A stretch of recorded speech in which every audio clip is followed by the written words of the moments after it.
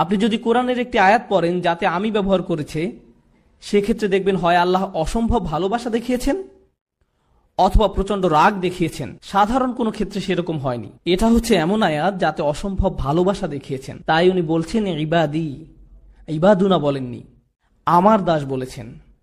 আমরা অনেক সময় আমাদের কাছের কেউ দূরে থাকলেও বলি আমার ভাই, আমার বোন, আমার বাবা, আমার মা। এর মানে এই না যে আপনি ওদের মালিক। এ দিয়ে তাদের প্রতি আপনার ভালোবাসাটার প্রকাশ পায়। যখন আপনি কারোর জন্য ব্যবহার করেন, এক্ষেত্রে তারা হচ্ছে আল্লাহর দাস। এমন হতে পারে এরা হয়তো আল্লাহর ইবাদতই করেনি। এখন তারা কার কাছে জিজ্ঞেস করেছিল? দেখে আপনাদের মনোযোগ কেমন আছে। তারা কি আল্লাহর কাছে সরাসরি জিজ্ঞেস করেছিল নাকি রাসূলুল্লাহ সাল্লাল্লাহু আলাইহি সাল্লামের কাছে জিজ্ঞেস করেছিল? তারা রাসূল সাল্লাল্লাহু আলাইহি সাল্লামের কাছে জিজ্ঞেস করেছিল। এখন আমি অর্থটা আবার বলি, যখন তারা আমার সম্পর্কে জিজ্ঞেস করে তাহলে তাদেরকে বলো আমি নিকটে। আয়াতে কিন্তু বলা হয়নি তাদেরকে বলো, আয়াতে বলেছে ফাইন্নী করিব। যখন তারা আমার সম্পর্কে জিজ্ঞাসা করে তখন আমি একদম কাছে, তখন আমি একদম কাছে। কোন জিনিসটা বলা হয়নি? তাদেরকে বলো ফাকুল্লাহুম ইন্নী করিব। কিন্তু এখানে কোনো ফাকুল্লাহুম নেই। কেন? লোকজন রাসূলুল্লাহ সাল্লাল্লাহু আলাইহি সাল্লামের কাছে জিজ্ঞেস করতে এসেছিল। হয় না আমাদের সময় লোকজন আলেমদের কাছে গিয়ে জিজ্ঞেস করে আল্লাহ কি আমার দোয়া শুনবে? আমার অনেক ভুল হয়, আমার অনেক নামাজ বাদ গেছে, আল্লাহ কি তারপরও আমার দোয়া শুনবে? আল্লাহ কি আমাকে জাহান্নামে নিক্ষেপ করবে? এগুলো মানুষ আলেমদেরকে জিজ্ঞেস করে। আর এই ক্ষেত্রে সাহাবীরা রাসূলুল্লাহ সাল্লাল্লাহু আলাইহি সাল্লামকে জিজ্ঞেস করেছিলেন। আল্লাহ নিজেই সরাসরি উত্তর দিলেন। উনি রাসূলুল্লাহ সাল্লাল্লাহু আলাইহি সাল্লামকে দিয়ে নয়, বরং উনি আপনার সাথে, আমার সাথে সরাসরি কথা বলা শুরু করলেন। আমি এত কাছে যে আমি তোমার সাথে কথা বলছি। আমি এমনকি রাসূল সাল্লাল্লাহু আলাইহি সাল্লামকেও বলছি না যে তোমার সাথে কথা বলতে, আমি সরাসরি তোমার সাথে কথা বলবো। এখানেই কোরআনের সৌন্দর্য।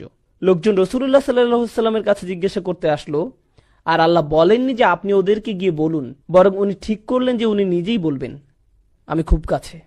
তুমি আমাকে বিশ্বাস করো না কেন? আমি বললাম তুমি বিশ্বাস করো না? বললাম ইন্নি শব্দটার কারণে। ইন্নি মানে বাংলায় অবশ্যই, কোনো কিছু নিঃসন্দেহে বোঝাতে ইন্নি শব্দ ব্যবহার হয়। তাই কেউ যদি কোনো ব্যাপারে সন্দেহ পোষণ করে তখন ইন্না ব্যবহার করা হয়। এখানে আল্লাহ বলছেন কখনোই আমি কাছে নেই, এই সন্দেহও করো না। কেন তুমি সন্দেহ করছো যে আমি কাছে নেই? কেন তুমি ভাবছো যে আমি তোমার থেকে দূরে সরে যাব? তুমি আমার থেকে দূরে সরে গেছো, আমি না, তুমি সরেছো। তুমি আমার অবাধ্য হয়েছো, তুমি আমাকে ভালোবাসা বন্ধ করেছো। আমি কখনো তোমাকে ভালোবাসা বন্ধ করিনি। তুমি দূরে সরেছো, আমি সবসময় কাছে ছিলাম। আবার কারিব শব্দটাও, কারিব হচ্ছে ইসমে সিফা, যার অর্থ আমি সব সময় আছি। পুরো বাক্যটা দ্বারা অবশ্যই আমি সব সময় আছি, কাছেই। আমার দাস এটা জানুক। আরেকটা ব্যাপার হচ্ছে আল্লাহর কতগুলো নাম আছে? অন্তত ৯৯টা। কত সুন্দর সুন্দর নাম আল্লাহর। তাই যখন মানুষ জিজ্ঞেস করলো আল্লাহ সম্পর্কে, তখন তাদেরকে আল্লাহর কোন নামটা বলা সবচেয়ে বেশি জরুরি? ওনার কোন গুণটা? যে উনি একদম কাছেই। কেন? কারণ যখন উনি কাছে আছেন আমাদের জন্য ওনার সাথে কথা বলা সহজ হয়। কেউ যখন দূরে থাকে তখন আমরা তার সাথে কথা বলি না, আর কেউ যখন কাছে থাকে আপনি তার সাথে কথা বলতে পারেন। যখন কেউ কাছে থাকে আপনি তাকে সম্মান করেন। বোঝা গেল? আচ্ছা, এখানের কয়জন বাচ্চা স্কুলে আছে?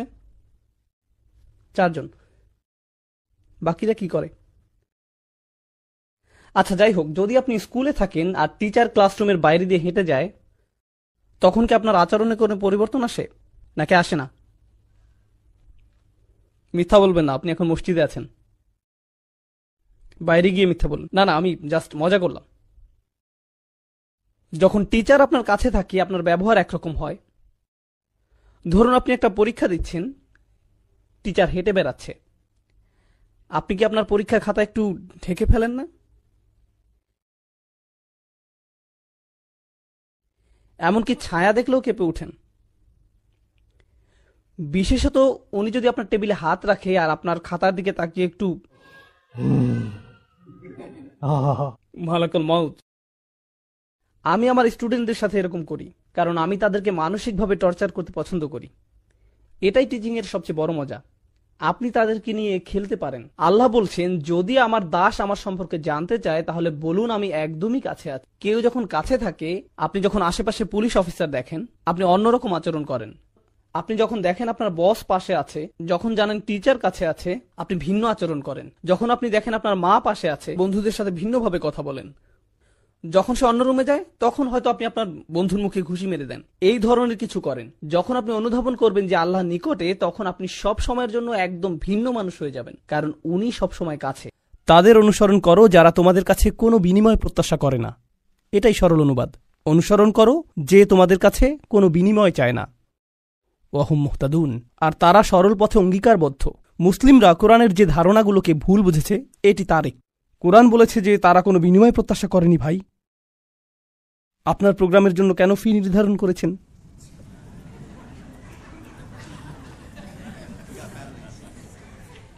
না না, এটা জানার বিষয়।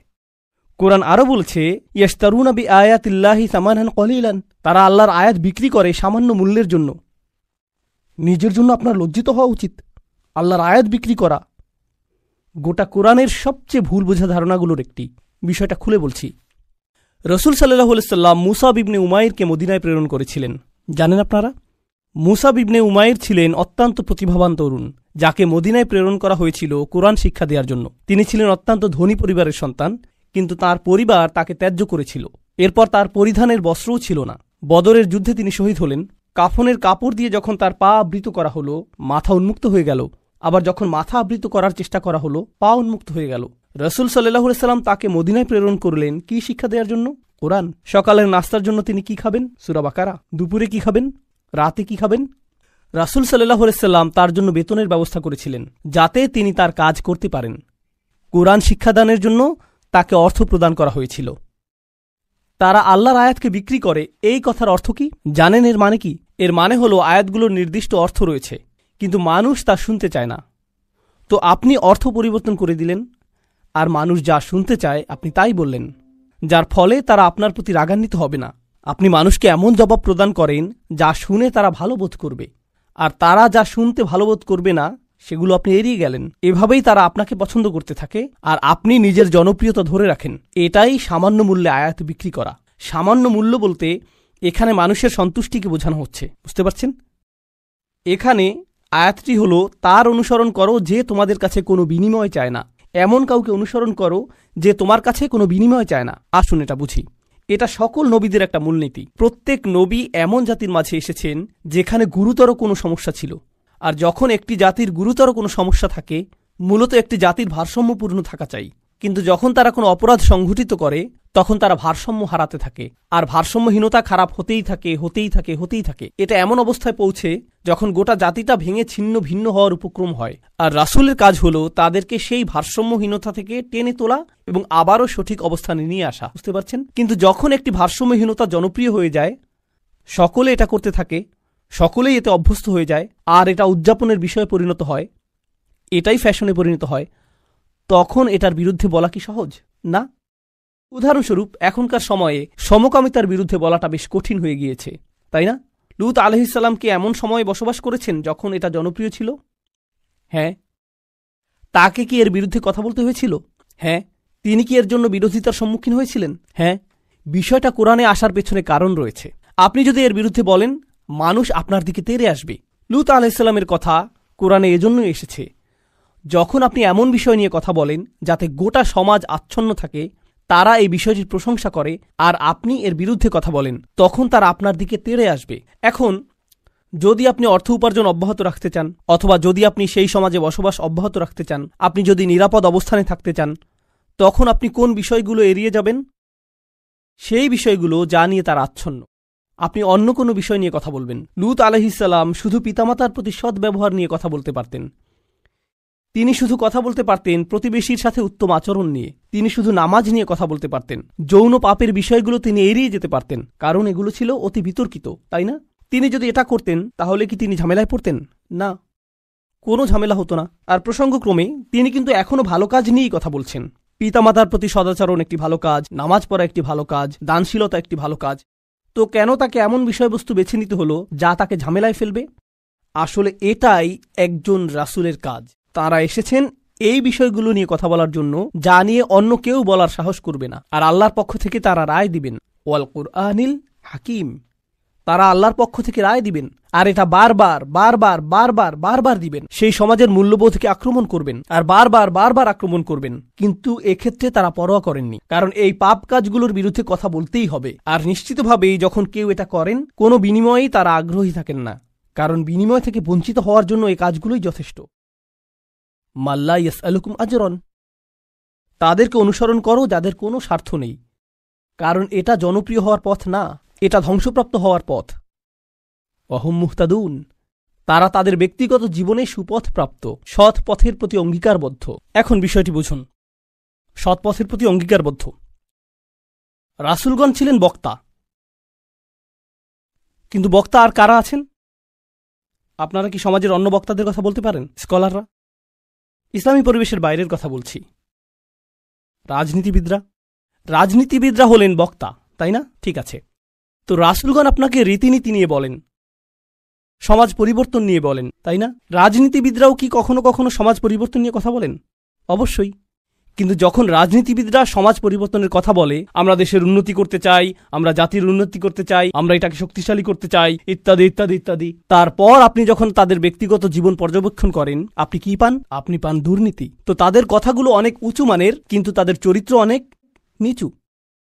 আর প্রসঙ্গক্রমে আপনি দেখেন যে তারা উঁচু মানের জিনিসগুলো নিয়ে কথা বলে এজন্য যে তারা ক্ষমতা চায়, তারা মন্ত্রী হতে চায়, তারা বিনিময় চায়, তারা কোনো কিছুর প্রতি লালায়িত। যখন নবীরা কথা বলেন, তারা কি চান? তারা শুধু চান ন্যায় বিচার, তারা শুধু চান সত্য, আপনার কাছ থেকে কোনো বিনিময় চান না।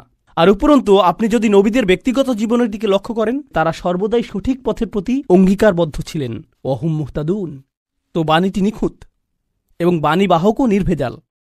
এই ধারণাটি কি আগেও শেখানো হয়েছিল? হ্যাঁ, ইন্নাকা লামিনাল মুরসালিন আলা সিরাতিম মুস্তাকিম। আরেকবার পুনরালোচনা, কোরআন এরকমটাই করে, আয়াতগুলো পরস্পর সম্পর্কযুক্ত। এখন পরের আয়াতে অমালি, অর্থাৎ আমার কি সমস্যা হয়েছে, সেই মানুষটি এখনো কথা বলছেন, সেই রজুল, সেই আদর্শ ব্যক্তি, আল্লাহর ইচ্ছায় যার নাম আমরা কোনো একদিন জান্নাতে জানতে পারব। তিনি বলেছেন, আমার কি সমস্যা হয়েছে? লা আবুদুল্লাযী ফাতারানি, আমি কি সেই সত্তার উপাসনা করব না যিনি অস্তিত্বহীন অবস্থা থেকে আমাকে গড়েছেন? ওয়া ইলাইহি তুরজাউন, আর তোমাদের সকলকে তারই কাছে ফিরিয়ে নেওয়া হবে। এখন মালি, In Arabic we say ومالي لا أفعل التي شأنها أن يوردها المتكلم في رد على من أنكر عليه فعلا। ইবনে আশুর এটা উল্লেখ করেছেন যে যখন কেউ বলে আমার কি সমস্যা হয়েছে যে আমি এটা অথবা সেটা অথবা অন্য কিছু করব, এর অর্থ হলো কেউ তাকে বলেছে যে এই তোমার কি সমস্যা হয়েছে, তুমি কেন ধর্ম ত্যাগ করেছো, আর সে তার দিকে ফিরে এর জবাব দিচ্ছে। তো প্রকৃতপক্ষে উক্তিটি যদিও লিপিবদ্ধ হয়নি, কিন্তু তার বক্তব্যের ধরন দেখে আমরা বুঝতে পারছি, এই তোমার কি সমস্যা হয়েছে, কেন তুমি এই মিথ্যা ধর্মের পক্ষে কথা বলছো? আর তিনি তার দিকে ফিরে বলছেন, আমার এমন কি হয়েছে যে আমি তার উপাসনা করব না যিনি আমাকে সৃষ্টি করেছেন, আর তোমাদের সকলকেও তার কাছে ফিরিয়ে নেওয়া হবে। এটা উপলব্ধি করো যে তোমাদেরকেও ফিরিয়ে নেওয়া হবে। বাক্যটি শুরু হয়েছে আমার কি সমস্যা হয়েছে এটা দিয়ে, শুরু হয়েছে তাকে দিয়ে, আর বাক্যটি শেষ হয়েছে তোমাদের সকলকে তার কাছে ফিরিয়ে নেওয়া হবে। তো তিনি কাকে দিয়ে শুরু করেছেন? নিজেকে দিয়ে। আপনি যদি মানুষের সাথে একাত্ম হয়ে গিয়ে এই বাণী তাদের কাছে প্রচার করতে চান, আপনাকে নিজের সম্পর্কে অনেক কিছু স্বীকার করতে হবে। মানুষকে আপনার এটা বলার সক্ষমতা থাকতে হবে যে তোমরা সমস্যার সম্মুখীন হবে। আমি যদি কাউকে পরামর্শ দিই ভ্রমণ সম্পর্কে, আপনি এই এয়ারলাইন্সে না গিয়ে অমুক এয়ারলাইন্সে যান, আমি যদি এমনটা বলে শুরু করি যে ভাই আমি এই এয়ারলাইন্সে গিয়েছিলাম, তারা এত বেশি দেরি করেছিল, তারা আমার লাগেজ হারিয়ে ফেলেছিল, অমুক এয়ারলাইন্সে যান, এটা কি পরামর্শটিকে বেশি আবেদনময় করে তুলছে? কারণ আপনি নিজের কথা প্রথমে বলেছেন, আর যেহেতু আপনি কোনো একটি অভিজ্ঞতার শিকার হয়েছেন, এখন আপনি ঐকান্তিকভাবে তার কল্যাণের জন্য তার কাছে আসছেন। কিন্তু যদি আপনি তার কাছে গিয়ে বলেন হে তুমি এই এয়ারলাইন্সে যাচ্ছ, তুমি একটা স্টুপিড, এটা কি এমন ব্যবহার যার ফলে মানুষ রাজি হবে? না, বরং এটা অপমানজনক। তিনি নিজের সম্পর্কে বলছেন, কারণ তিনি চান না যে তারা তাকে ঘৃণা করুক। তিনি ঘৃণার উদ্রেককারী কোনো কথা বলতে চান না, তিনি একপাশে কোনো কথা বলতে চান না, তিনি শুধু তার নিজের সম্পর্কে কথা বলতে চান। দেখো আমার দিক থেকে এটা হবে বড় ধরনের অপরাধ, দেখো আমার দিক থেকে এটা হবে বড় ধরনের অপরাধ যদি আমি তাকে উপেক্ষা করি যিনি আমাকে সৃষ্টি করেছেন। তোমরা সকলেও তার কাছে ফিরে যাচ্ছ। এটা কথা বলার খুবই ভালোবাসাপূর্ণ উপায়, যেটা তিনি ইতিমধ্যে শুরু করেছেন ইয়া কওমি বলার মাধ্যমে। এজন্যই তিনি তার জাতির প্রতি ভালোবাসার টানে ছুটে এসেছিলেন। তো তিনি বললেন ওমা লি লা আবুদুল্লাযী ফাতারানি ওয়া ইলাইহি তুরজাউন আত্তাখিযু মিন দুনিহি আলিহা, আমার কি তাকে ছাড়া অন্য কাউকে উপাস্য মানা উচিত? ইউরিদনির রহমানু বিদুররিন, যদি আর রহমান বা অবিশ্বাস্য রকম দয়ালু সত্তা সিদ্ধান্ত নেন যে কোনো ক্ষতি নেমে আসবে, লা তুগনি আন্নি শাফাআতুহুম শাইআ, অন্য সকল মিথ্যা উপাস্য মিলে আমাকে মুক্ত করতে সক্ষম হবে না। তাদের সকলের মিনতি, তাদের সকলের মধ্যস্থতা, তাদের এই অনুরোধ যে হে আল্লাহ তাকে ছেড়ে দিন, সে আমার উপাসনা করত, এগুলোর কোনোটাই কাজে আসবে না। লা ইউনকিযুন, তারা আমাকে রক্ষা করতে পারবে না। যদি আল্লাহ আমার প্রতি অসন্তুষ্ট হন, এই সব প্রতিমা আমাকে পরিত্রাণ দিতে পারবে না, এই সব পৌরাণিক উপাস্যগুলো আমাকে রক্ষা করতে পারবে না। কেন আমি অন্য কারো কাছে যাব? জানেন তিনি এখানে কি করছেন? তিনি তাদের ধর্মের সমালোচনা করেছেন, তাই না? কারণ তারা অন্য উপাস্যে বিশ্বাস করে। কিন্তু এভাবে না বলে যে তোমাদের কি সমস্যা, কেন তোমরা এই সকল উপাস্যে বিশ্বাস করছো, তারা তোমাদের রক্ষা করতে পারবে না, এর পরিবর্তে তিনি বললেন কিভাবে আমি এই সকল উপাস্যে বিশ্বাস করতে পারি? তারা আমাকে সাহায্য করতে পারবে না। কাকে? আমাকে। আমি শুধু আমার নিজেকে নিয়ে চিন্তিত। আত্তাখিযু মিন দুনিহি আলিহা ইন ইউরিদনির রহমান, যদি আর রহমান আমার উপর কোনো ক্ষতি নামানোর সিদ্ধান্ত নেন। প্রথমত তিনি আমি সর্বনামটি ব্যবহার করেছেন, কারণ এখন তিনি তাদের মূর্তিগুলো নিয়ে কথা বলবেন। আপনি অন্য মানুষের ধর্ম নিয়ে কথা বলতে পারেন যতক্ষণ এটা আপনার সাথে প্রাসঙ্গিক হয়। কেন এটা আপনার কাছে যুক্তিসঙ্গত মনে হয় না? তাদের সম্পর্কে না, বরং আপনার সম্পর্কে। এই জিনিসটা আমার কাছে যুক্তিসঙ্গত মনে হয় না, এই জিনিসটা আমার সাথে যায় না, এটা আমি আমার নিজের জন্য সঙ্গতিপূর্ণ মনে করি না। কেন আপনি এভাবে কথা বলবেন? কারণ আপনি এটাকে আত্ম অহংকারের প্রতিযোগিতায় পরিণত করতে চান না। এখানে দ্বিতীয় বিষয়টি হল আর রহমান। যদি আর রহমান অকল্যাণ দেওয়ার সিদ্ধান্ত নেন, তারা আমাকে রক্ষা করতে পারবে না। দাঁড়ান, আর রহমান শব্দটির অর্থ কি? যিনি অকল্যাণ দেন। এর অর্থ কি? আর রহমান অর্থ যিনি দয়ালু, যিনি যত্ন করেন, যিনি ভালোবাসা প্রদর্শন করেন। তো কেন তিনি বলছেন যে আর রহমান যদি কোনো অকল্যাণ করতে চান? আর রহমান শব্দটি এবং ক্ষতি শব্দটি একে অপরের সাথে যায় না, তাই না? তারা একসাথে যায় না। জানেন তিনি তাদেরকে কি বলেছেন? তোমরা আর রহমানকে নিয়ে এর আগে উপহাস করেছ। তোমরা বলেছ মা আনজালার রহমানু মিন শাই, আর রহমান কোনো কিছু প্রেরণ করেননি। তারা ইতিমধ্যেই এই নামটি ব্যবহার করেছে। তার নাম অবিশ্বাস্য রকম ক্ষমাশীল এবং অত্যাধিক ক্ষমাশীল। কিন্তু এর অর্থ এই নয় যে তার অকল্যাণ সাধন করার ক্ষমতা নেই। আপনি তার নাম থেকে সুযোগ নিতে পারবেন না, আর ভাবতে পারবেন না যে কোনো কিছুই হবে না। আরে ভাই, আল্লাহ মহান, কোনো সমস্যা হবে না। কিছু মানুষ আল্লাহর সাথে আপোষ মীমাংসা করতে চায়। আমি আল্লাহর জন্য এত কিছু করি, আমি যদি সামান্য কয়েকটি বিষয় কখনোই না করি, এতে কোনোই সমস্যা নেই। আল্লাহর এটা বোঝা উচিত। আসলেই তার বোঝা উচিত। এমনভাবে কথা বলছেন যে তিনি এটা বুঝেন না। আপনি কি আল্লাহ সম্পর্কে এভাবে কথা বলার অবস্থানে রয়েছেন? হ্যাঁ, কারণ তিনি আর রহমান। ওকে, তাহলে দেখা যাবে এজন্যই আপনি কোরআনের সবচেয়ে কঠোর আয়াতগুলোর মধ্যে আর রহমান শব্দটি পাবেন, যাতে আপনি এই বিষয়টি বুঝে নিতে পারেন যে অবিশ্বাস্য রকম ক্ষমাশীল হওয়ার গুণটি তাকে ন্যায় বিচার থেকে বিরত রাখবে না এবং তার কর্তৃত্বকেও খর্ব করে না। আর প্রসঙ্গক্রমে এই আয়াতে তিনি আসলেই আর রহমান। কেন জানেন? কারণ আল্লাহর একজন বান্দা, প্রত্যেক মানুষই আল্লাহর বান্দা, সে স্বীকার করুক আর নাই করুক। যখন আল্লাহর একজন বান্দা পাপের উৎসে পরিণত হয়, তখন সে হয় এই পৃথিবীতে ক্যান্সারের মতো, যে পাপ কাজ ছড়াতে থাকে। আর তখন আল্লাহ অন্য সকল সৃষ্টির প্রতি রহমা প্রদর্শন করেন তাকে সরিয়ে ফেলার মাধ্যমে। এটাও আর রহমান নামের অন্তর্ভুক্ত। কখনো তার দয়া প্রদর্শিত হয় অন্য সকল সৃষ্টির প্রতি, যখন তিনি তাদেরকে রক্ষা করেন আপনার কাছ থেকে। ইন ইউরিদনির রহমানু বিদুররিন লা তুগনি আন্নি শাফাআতুহুম শাইআ। সুবহানাল্লাহ। এখন আমরা তার বক্তব্যের প্রায় শেষে রয়েছি। ইন্নী ইযাল লাফি যালালিম মুবিন। যদি এমনটাই হয়, যদি আমি আল্লাহ ছাড়া অন্য কারো উপাসনা করি, যদি আমি অন্য উপাস্য গ্রহণ করি, তাহলে আমি সুস্পষ্ট বিভ্রান্তিতে পড়ে যাব। আমি সম্পূর্ণরূপে বিভ্রান্ত হয়ে যাব। তিনি বিভ্রান্ত নন। তিনি বলছেন তোমরা সবাই বিভ্রান্ত, কিন্তু তিনি তাদেরকে আঘাত করতে চাইছেন না। তাই তিনি বলছেন আমি অত্যন্ত বিভ্রান্তিতে পড়ে যাব যদি আমি এমনটা করি। ইন্নী আমানতু বিরব্বিকুম, আমি ঈমান এনেছি তোমাদের প্রভুর প্রতি, তোমাদের প্রতিপালকের প্রতি। তিনি বলেননি যে আমি ঈমান এনেছি আমার প্রভুর প্রতি, আমার প্রভুর প্রতি। তিনি বলেছেন আমি ঈমান এনেছি তোমাদের প্রভুর প্রতি। তিনি আমি থেকে তুমিতে পরিবর্তন করলেন। আমি আপনাদেরকে একটা সমীকরণ দিচ্ছি। আমি যোগ তুমি সমান সমান আমরা। আমি যোগ তুমি সমান কি? আমরা। তো তিনি শুরু করেছেন আমি দিয়ে, তিনি যাচ্ছেন তুমিতে, কারণ তিনি এর দ্বারা কি বোঝাচ্ছেন? আমরা পৃথক নই। আমি চাই আমরা সবাই যেন সুখী হই। আমি চাই আমরা সবাই যেন আল্লাহর কাছে পরিত্রাণ পাই। এটা আমি বনাম তোমরা নয়, এটা আমি এবং তোমরা। দাওয়াতি কাজ মানে প্রতিপক্ষ নয়, এর অর্থ বিতর্ক নয়, এর অর্থ যুক্তিতর্ক নয়। আমরা এটাকে এগুলোতে পরিণত করেছি। আমি একটি দাওয়াতি প্রোগ্রাম করতে চাই যেখানে আমি খ্রিস্টানদের সাথে বিতর্ক করব। আপনার কোথাও ভুল হচ্ছে, এটা এভাবে কাজ করে না। এর জন্য একটা নির্ধারিত অবস্থান রয়েছে, তবে এটাকে দাওয়াতি কাজ বলে না, এটাকে বলে জিদাল। এর জন্য কোরআনের ভিন্ন শব্দ রয়েছে, আর সেটা হলো সর্বশেষ পন্থা। আমরা শুরুতেই এটা করব না, কখনোই করব না। তো এখন তিনি বলছেন, ইন্নী আমানতু বিরব্বিকুম, আমি তোমাদের সকলের প্রভুর প্রতি ঈমান এনেছি, তোমাদের সকলের প্রভুর প্রতি ঈমান এনেছি। ফাসমাউন, আমার কথা শোনো, আমার কথা শোনো। তিনজন রাসূল কথা বলেছেন, আর তিনি বলছেন আমার কথা শোনো, আমি যা বলছি তা শুধু শোনো। কখনো কখনো আমি শিক্ষক হিসাবে এই বিষয়টা খেয়াল করি। আমি আরবি শেখাই অথবা চেষ্টা করি। ধরুন ছাত্ররা সামনে বসে শিখছে, আর তখন একজন সহকারী আসলো, শিক্ষকের সহকারী একজন আসলো, আর ছাত্রদের কাঁধে হাত রেখে বলল, মনোযোগ দিয়ে পড়ো। আমি কিন্তু মনোযোগ দিতে বলিনি। একজন সহকারী এসে বলল, মনোযোগ দিয়ে পড়ো। এর কি কোনো প্রভাব রয়েছে? হ্যাঁ। এর কি ভিন্ন ধরনের প্রভাব রয়েছে? হ্যাঁ। যখন আরেকজন ছাত্র আপনার কাছে এসে বলে, ভাই পড়াশোনা করো, শিক্ষক বলেন যে পরীক্ষার জন্য পড়াশোনা করো। হ্যাঁ, অবশ্যই আমি পরীক্ষার জন্য পড়াশোনা করব। তারপর আপনি রাত 8টার সময় বাস্কেটবল খেলা দেখছেন, আর আপনার বন্ধু এসে বলল, আরে ভাই চলো পড়াশোনা করি। এটার কি ভিন্ন প্রভাব থাকবে? অবশ্যই থাকবে। এই সাহাবী এটা বুঝতে পেরেছিলেন, রাসূলদের এই সঙ্গীটি তা বুঝতে পেরেছিলেন। তার কাছে রয়েছে স্বতন্ত্র স্থান, সূর্যের আছে নিজস্ব স্থান, চাঁদেরও রয়েছে নিজস্ব স্থান।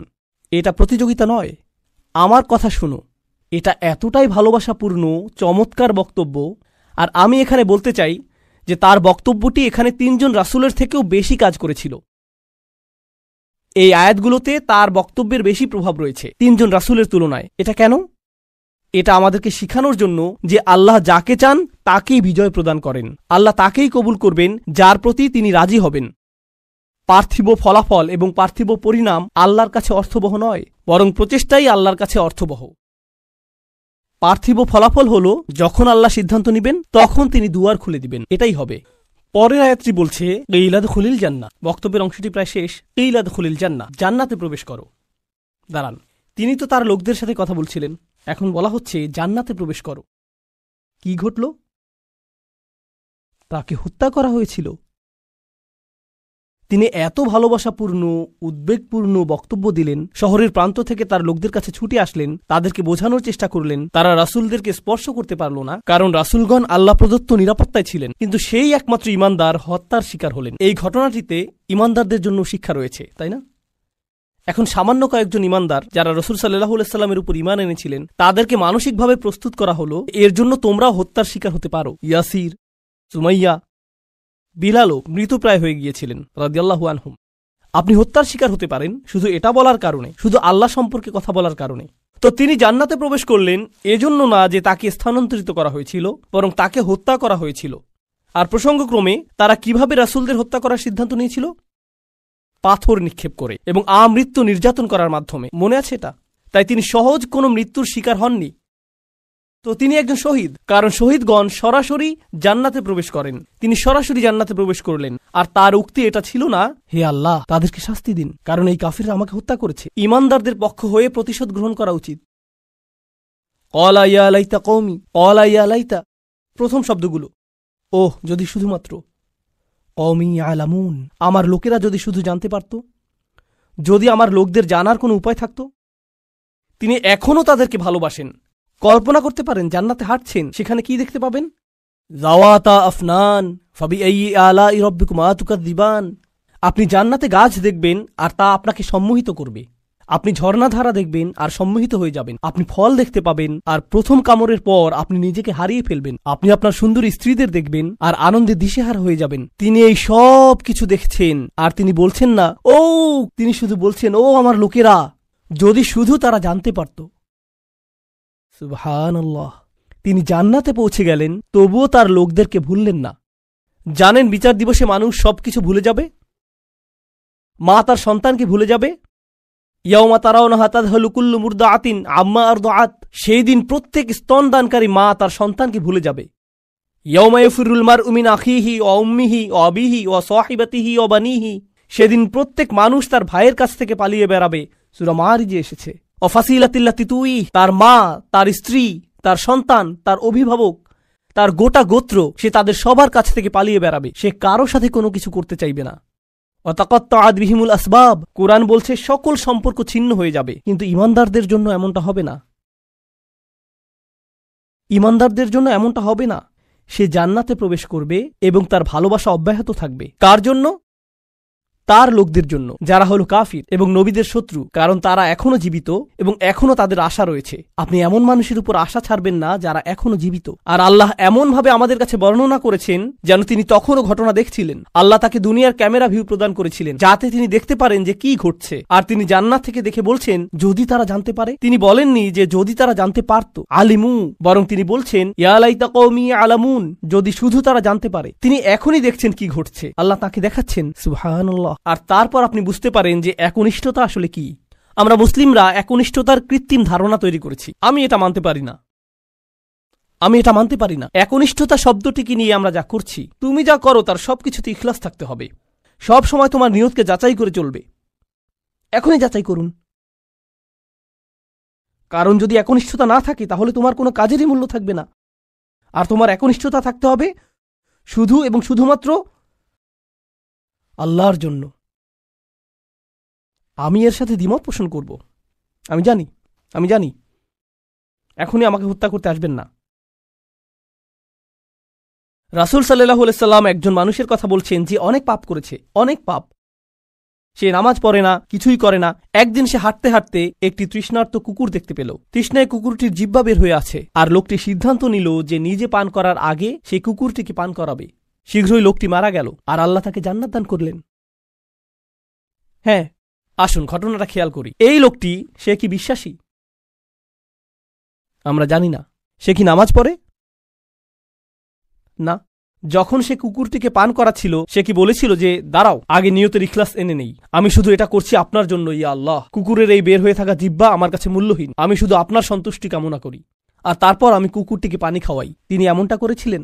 তিনি শুধুই কুকুরটির জন্য খারাপ বোধ করেছিলেন এবং কুকুরটিকে পানি পান করিয়েছিলেন, তাই না? তো কুকুরটির জন্য তার উদ্বেগের ব্যাপারে তিনি একনিষ্ঠ ছিলেন, তার ইখলাস ছিল, তাই না? এখানে এই ঈমানদারটি তার লোকদেরকে ভালোবাসেন, কিন্তু তিনি কি বলেছেন যে এটা যদি আল্লাহর জন্য না হতো তাহলে আমি আমার লোকদের ঘৃণা করতাম। তিনি এজন্য তাদেরকে ভালোবাসেন কারণ তারা তারই লোক, আর এটাই তার লোকদের জন্য একনিষ্ঠতা। ইবাদতের ক্ষেত্রে আল্লাহর প্রতি আপনার একনিষ্ঠতা থাকতে হবে, আপনার পিতামাতার প্রতি আপনার একনিষ্ঠতা থাকতে হবে, শুধু আল্লাহর জন্য না, বরং এজন্য যে তারা আপনার পিতামাতা। আপনার একনিষ্ঠতা থাকতে হবে অন্য মুসলিমদের জন্য, কারণ তারা আপনার মুসলিম ভাই। আপনার একনিষ্ঠতা থাকতে হবে আপনার প্রতিবেশীর জন্য। আপনার একনিষ্ঠতা থাকতে হবে আপনার কাজের প্রতি, আপনার লেখাপড়ার প্রতি। আপনার একনিষ্ঠতা থাকতে হবে আপনার ব্যবসায়ের অংশীদারের প্রতি। এই সব কিছুই একনিষ্ঠতা।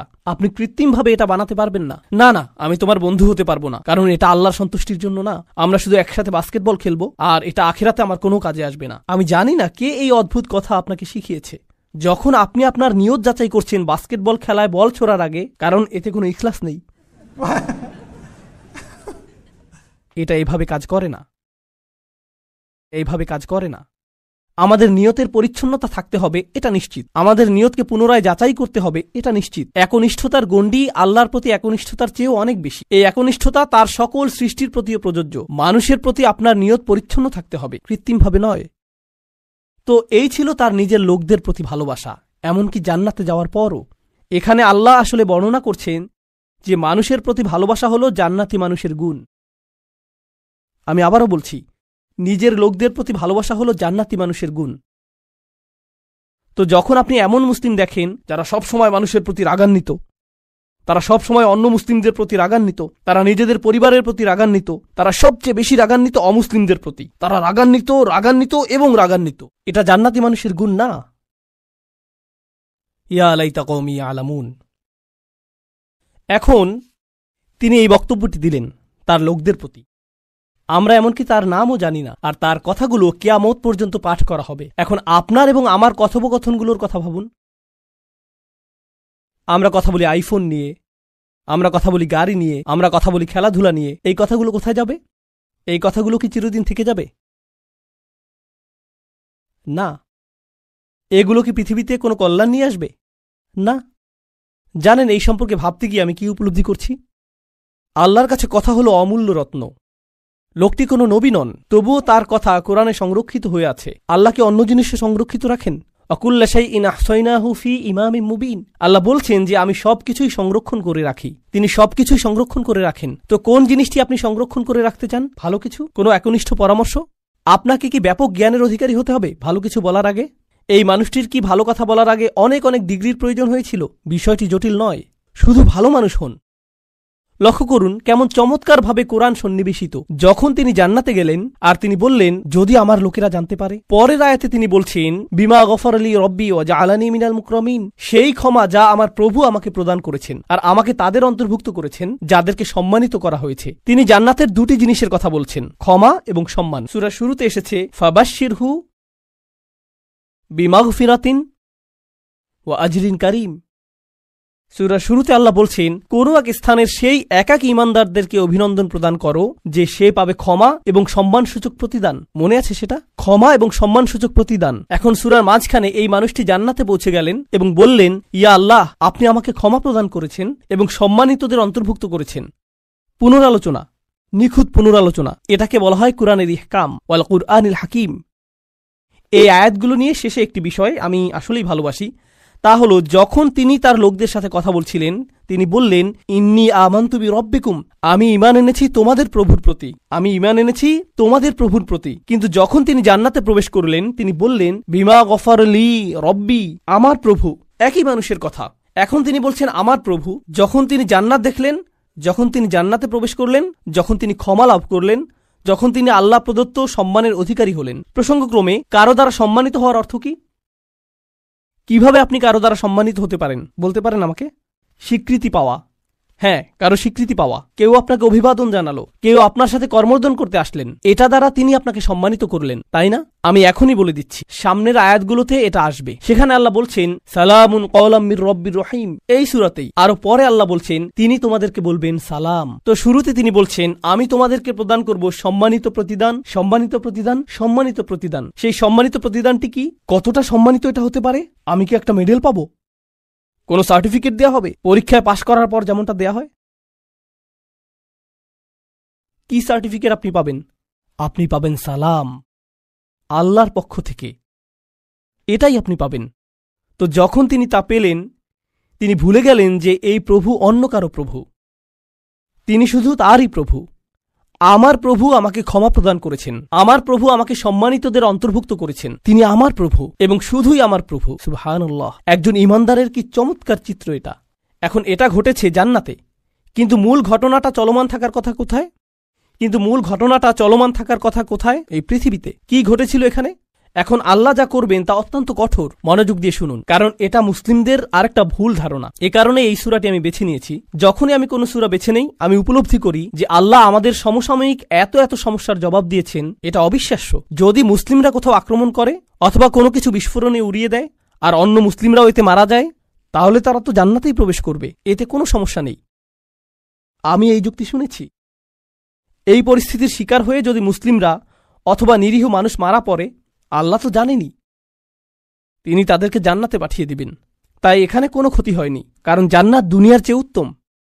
আমি জানি না যে আপনি এই ধরনের বিকারগ্রস্ত কথা শুনেছেন কিনা, কিন্তু আমি এটা অনেকবার শুনেছি। এখন আমি আপনাদেরকে এই বিষয়ে কিছু কথা বলবো। আল্লাহ কি এই মানুষটিকে জান্নাত প্রদান করেছেন? হ্যাঁ, কিন্তু আল্লাহ তাকে জান্নাত প্রদান করার অর্থ এটা না যে আল্লাহ সেই লোকদের প্রতি রাগান্বিত নন যারা তাকে হত্যা করেছিল। ঘটনাটির ধারাবাহিকতা পৃথিবীতে চলতে লাগলো। যখন তিনি জান্নাতে মনোরম সময় উপভোগ করছিলেন, আল্লাহ তার হত্যার প্রতিশোধ গ্রহণ করেছেন। ওমা আনজালনা আলা কওমিহি মিন বাদিহি মিন জুনদিম মিনাস সামাই ওমা কুন্না মুনজিলিন, আমরা আকাশ থেকে কোনো সেনাবাহিনী প্রেরণ করব না এই লোকদের জন্য। এই নগণ্য কুরাইশরা তারা মনে করেছে যে অনেক বড় কিছু হয়ে গিয়েছে। এই পৃথিবীতে তারা তুচ্ছ, গুরুত্বহীন। অর্থনীতিতে, রাজনীতিতে, জ্ঞানে, বিজ্ঞানে এই লোকদের ধ্বংস করার জন্য বিশেষ কোনো প্রস্তুতির প্রয়োজন নেই। আকাশ থেকে আমার কোনো সেনাবাহিনী প্রেরণের প্রয়োজন নেই। সেনাবাহিনীর কথা উল্লেখ করার কারণ হলো, যখন আপনি কুরাইশদেরকে সতর্কবাণী প্রদান করেন যে আমি তোমাদেরকে সতর্ক করছি, তারা বলবে কোন সেনাবাহিনী? আর যখন রসুলগণ তাদেরকে সতর্ক করলেন, তারা বলছে তোমাদের সাথে কোনো সেনাবাহিনী রয়েছে? এই হুমকি কোথা থেকে আসছে? শুধু তোমরা আর নগণ্য কিছু ঈমানদার? আর আল্লাহ বলছেন তাদেরকে ফেরেশতার সেনাবাহিনী প্রদর্শন করার আমার প্রয়োজন নেই। তারা বলবে, ওকে, যদি ফেরেশতা দিয়ে তৈরি সেনাবাহিনী থাকে তোমার কাছে, যারা তোমার কাছে ওহী নিয়ে আসে, যদি সেই ফেরেশতা গোটা আকাশ জুড়ে থাকে, ওয়ালাকাদ রাআহু বিল উফুকিল মুবিন, তিনি জিবরিল আলাইহিস সালামকে গোটা আকাশ জুড়ে থাকার অবস্থায় দেখেছেন, তাহলে কেন তুমি জিবরিলকে কিছু ক্ষমতা প্রদর্শন করতে বলছো না, যাতে আমাদেরকে ধ্বংস করে দিতে পারে? হ্যাঁ, আর আল্লাহ বলছেন আমি তোমাদেরকে এর জবাব দিয়ে সম্মানিত করব না। তোমাদের মতো নগণ্য জীবকে ধ্বংস করার জন্য আমার ফেরেশতার প্রয়োজন নেই, তোমরা তারও যোগ্য না। আল্লাহ কি আগের জাতিগুলোকে ধ্বংস করার জন্য ফেরেশতা পাঠিয়েছিলেন? হ্যাঁ, তিনি পাঠিয়েছিলেন। আল্লাহ বলছেন কুরাইশরা এমনকি এরও যোগ্য না। এ কাজে ফেরেশতাদের সময় নষ্ট করার মতো যোগ্যও কুরাইশরা না যে আল্লাহ কাউকে ডেকে বলবেন, হেই যাও এদেরকে ধ্বংস করো। না না না, সময় নষ্ট করো না। ইন কানাত ইল্লা সাইহাতান ওয়াহিদাতান, এটা একটা বিকট বিস্ফোরক শব্দ ছাড়া আর কিছুই ছিল না। প্রচণ্ড একটা শব্দ। আপনারা জানেন বিস্ফোরণ আসলেই প্রকাণ্ড শব্দ তৈরি করে। এটা ছিল শুধু সেই রকম একটা বিস্ফোরক, এটা ছিল সেই রকম একটা বিস্ফোরক শব্দ। ফাইদা হুম খামিদুন, আর তাদেরকে নিভিয়ে দেয়া হলো, তারা সম্পূর্ণরূপে নিভে গেল। সয়হা হলো তীব্র কোনো শব্দ। আর এই আয়াতটিতে চমৎকার সাহিত্যিক বৈপরীত্য ফুটে উঠেছে। কারণ যখন আপনি কোরআনের সুমধুর বাণী শুনতে অস্বীকৃতি জানান, আর যখন এই জাতিগুলো তাদের রাসূলদের চমৎকার কণ্ঠ শুনতে অস্বীকৃতি জানিয়েছিল, তখন একমাত্র যেই শব্দ তারা শোনার যোগ্য তা হল বিস্ফোরণের শব্দ। আর তারপর আল্লাহ বলছেন ফাইদা হুম খামিদুন, এতে অসাধারণ একটা শব্দ। হুমুদ এবং হুমুদ দুইটি শব্দ রয়েছে আরবিতে। শীতকালে যখন রাতে আগুন জ্বালান আর এভাবে নিভান, এটাকে বলা হয় হুমুদ। আর আপনি যদি তা নিভান আর লালচে হলুদ বা কমলা রঙের সামান্য পরিমাণ কয়লা জ্বলন্ত থেকে যায়, তাকে বলা হয় হুমুদ। কিন্তু যখন আপনি একবারে তা নিভে ফেলেন, এটা সম্পূর্ণ নিভে যায়, একেবারে নিভে যায়, এমনকি সামান্য কয়লাও জ্বলন্ত থাকে না, এটা সম্পূর্ণ নিভে গেছে, এটাকে বলা হয় এমন আগুন যা হল খামিদাহ। খামিদাহ ফাইদা হুম খামিদুন, তারা সম্পূর্ণ নিশ্চিহ্ন হয়ে গেল। এমন একজনও থাকবে না যে মৃত্যুর পূর্বে মাটিতে গড়াগড়ি দিতে থাকবে। তারা নিঃশেষ হয়ে যাবে, সবাই একসাথে, যেভাবে একটি আগুন নিভানো হয়। আর প্রসঙ্গক্রমে তাদের মৃত্যুকে আগুন নিভানোর সাথে তুলনা করার মাধ্যমে তাদেরকে তুলনা করা হয়েছে আগুনের সাথে। আর আপনি যদি তাদেরকে আগুনের সাথে তুলনা করেন, তাহলে এর অর্থ হল তারা বিপজ্জনক। আপনি যদি আগুনকে জ্বলতে দেন, আগুন কি হবে? ছড়িয়ে পড়বে। তাই অন্য সকল জাতির প্রতি রহমা এবং করুণাস্বরূপ আল্লাহ সিদ্ধান্ত নিলেন যে এই ক্যান্সার, এই আগুনকে নিভিয়ে ফেলতে হবে। ফাইদা হুম খামিদুন, আর এটা ছিল একজন ইমানদারকে হত্যার পরিণাম। তো এখন